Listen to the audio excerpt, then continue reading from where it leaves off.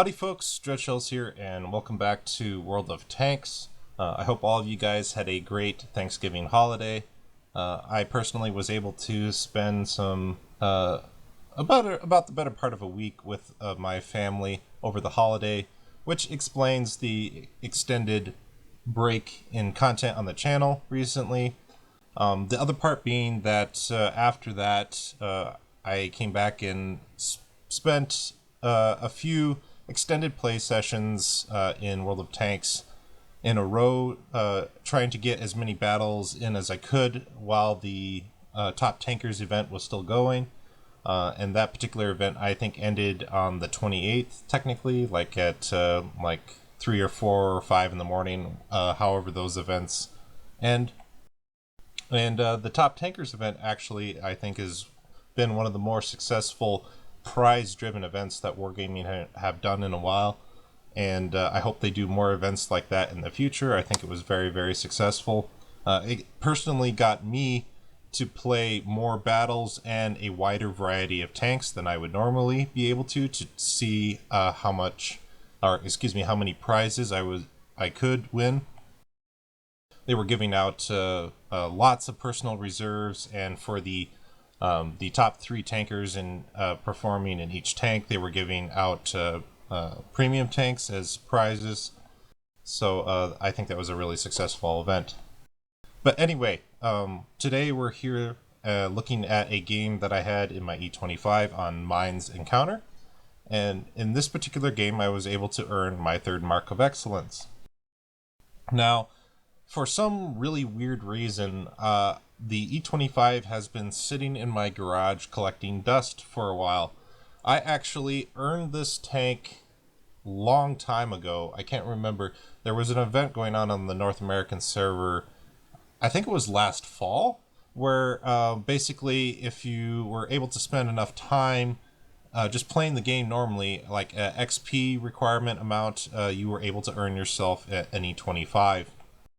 And I think it was like the other premium earning events that Wargaming do. You have to earn so much XP in each tech tree nation, I think is how it worked. But basically, it wasn't too difficult if you had enough time to play in the games. But I only played a couple battles in it right after I got it, and then it's been collecting dust in my garage.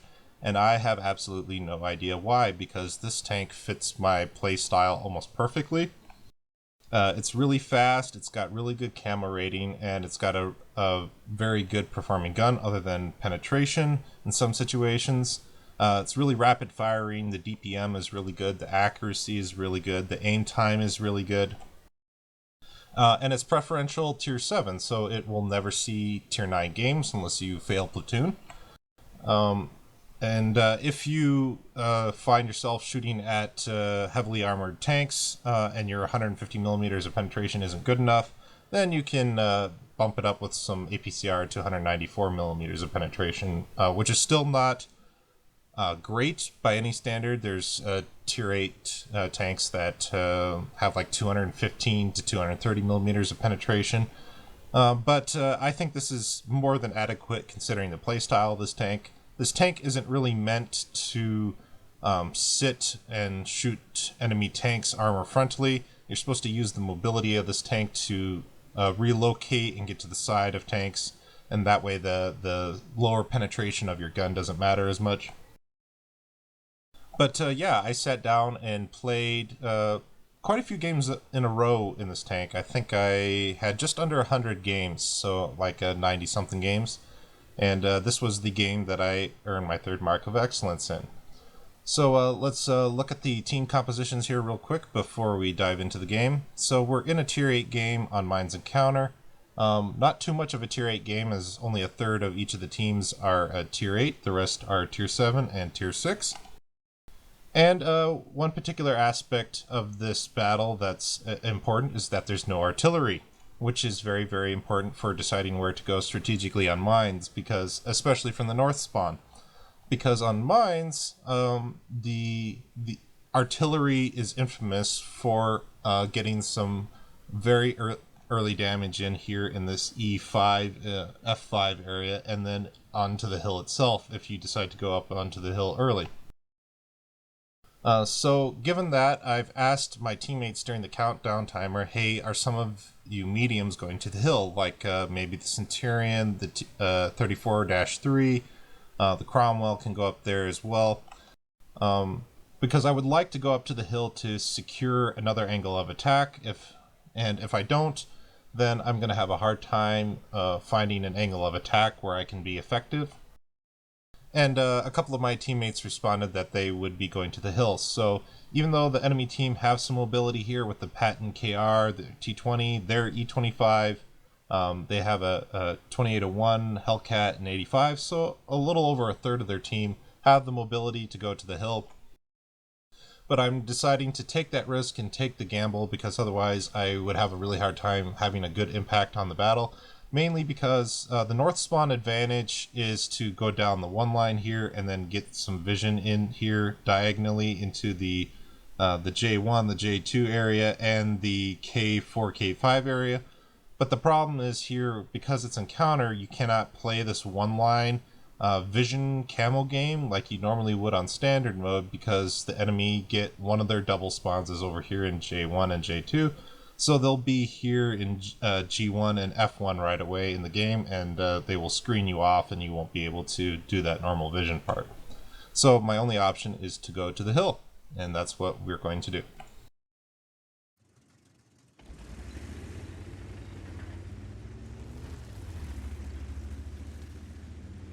So right away here at the start, it's always important to try and make sure that you're going to be getting some support here. And I see that on the mini-map here that the Cromwell is coming with me. The 34-3 looks like he's going to be coming eventually. And we're going to have an anvil here of the T-29 and the Tiger.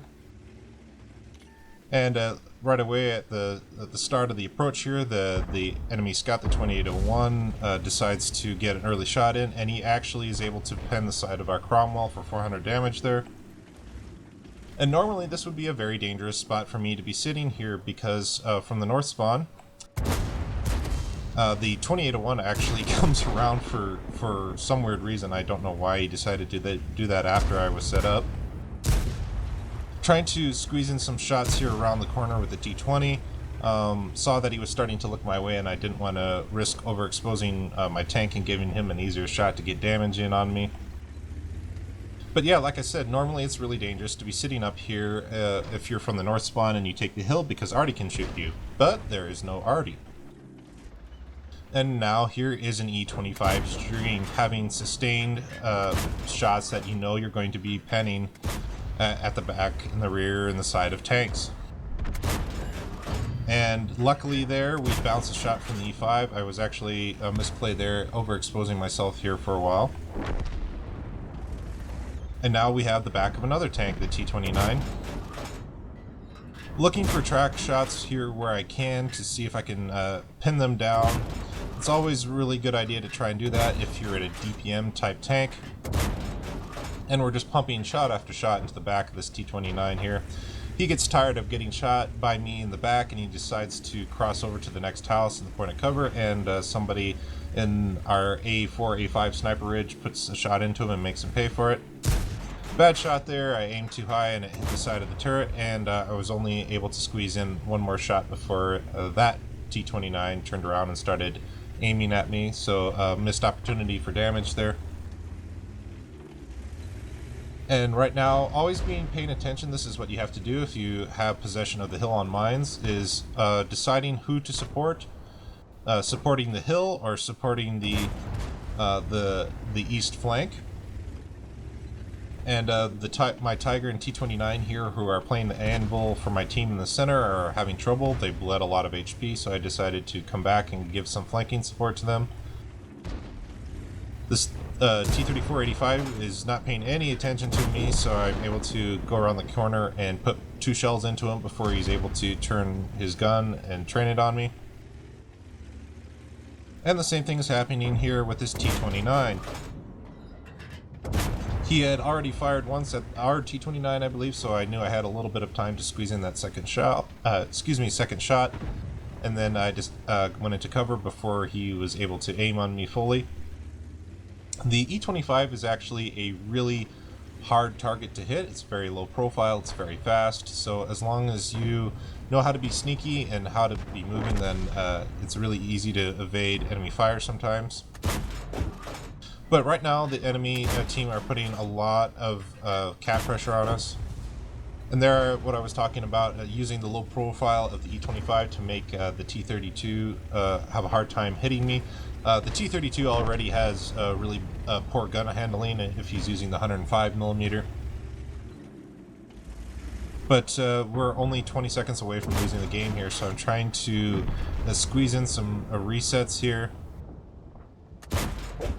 And I'm getting a little bit frustrated with my team, actually. I was pinging the map, trying to get my teammates to leave their A4 sniper perch and start engaging the enemy directly. The Stir Meal is actually doing the right thing here, even though he's a soft tank destroyer. I'm thinking about dropping off to reset, and then I don't have to because someone else gets a good reset, which buys us a lot of time. So I decide to drop off anyway and engage this T-29. A couple bad shots there. I should have taken my time better with those shots. Set the T-29 on fire there, and the ARL on our sniper ridge and A4 secures the kill. Go for the one-shot kill there on the Hellcat. Was about to decide if I wanted to start engaging that E-25, but I decided that it was not a good engagement to take. He had already gotten the first shot, actually the first two shots in on me, and he was ahead of me on HP. You don't want to pick fair fights. You want to pick fights that you know you have the advantage in. And you can see part of the problem with the E-25 as far as penetration is concerned. Going for the lower plate there on the T-32, even shooting APCR, and I still wasn't able to pen him. Switching back to normal AP here because I don't need it for the E-25. Go for the ram there to secure the kill and keep him from getting another shot of damage in on me before he dies. So we bled a lot of HP to the enemy E-25 there, and that's usually what what I found is the hardest part of playing an E-25 is fighting another E-25 or another tank with good mobility like a scout or something like that. You don't have a lot of hit points in the E-25, so you got to be sneaky. And now we got the nice juicy back of the T-28 Prot. Going for the track shot, it took a couple of shots for us to do enough damage to the track to knock it off. You'll find that's something with the E-25's gun. Usually you have to put a couple of shots into a tank before into the tracks of a tank before you successfully track them. Sometimes 2, sometimes 3 shots, depending on the tank that you're shooting at. But like all DPM tanks, like for instance the Tiger 88 is another good example of a rapid firing gun, where you really get the most out of the gun if you can immobilize your targets and force them to be exposed to your sustained rate of fire. Unfortunately, we weren't able to secure the kill on the T-28 Prot as I had tracked him and I had put several more shots into him after I tracked him and had set him on fire.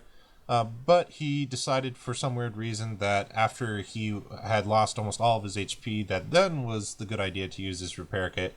And then he drove out to the west side of the rock here, and I'm not sure who got the kill on him. Maybe it was the T-29 here, I'm not sure. So unfortunately we do not get a top gun, but we were able to do a lot of damage to the T-28 Prot at the end of the game. And that's something else that is, I think, I found really key to the success of playing the E-25 is just staying alive.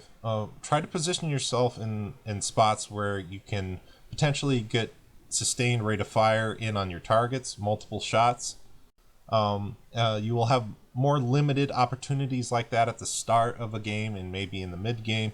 But towards the end game, if you've been able to stay alive, you will find that you will have better opportunities to relocate, flank the enemy, get behind them, get to the side of them, and start pumping shell after shell after shell into them. And I think the DPM of this tank is over 3,000 if you're able to successfully pin all of your shells. So that is nothing to be sniffed at, and you can quickly tear apart your enemies with the raw DPM of this vehicle. So I hope you guys enjoyed watching this game that I played here on Mines in my E25, and the game that I was able to earn my 3rd mark of excellence in it. Wish you guys the best of luck out there in playing your E25s if you're lucky enough to own one. Best of luck out there, and take care.